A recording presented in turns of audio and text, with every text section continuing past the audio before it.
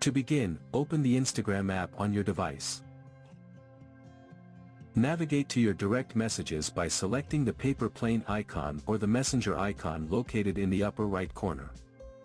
Start a new conversation, or open an existing chat where you wish to send a disappearing message. Swipe up within the chat window until a notification appears, indicating "Swipe up to turn on disappearing messages." Release your finger to activate the feature. If this option is unavailable, please ensure your app is updated to the latest version. By default, messages will disappear 24 hours after all participants have viewed them. To modify this setting, tap on "Change." Now select the desired duration for the messages to remain visible, after they have been viewed and the chat has been closed.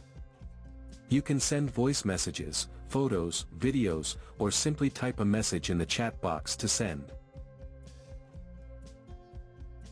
This message will disappear once the recipient has viewed it and leaves the chat. Keep in mind that both users in the chat must have the disappearing messages feature enabled. So that's how you can use the disappearing messages feature on Instagram.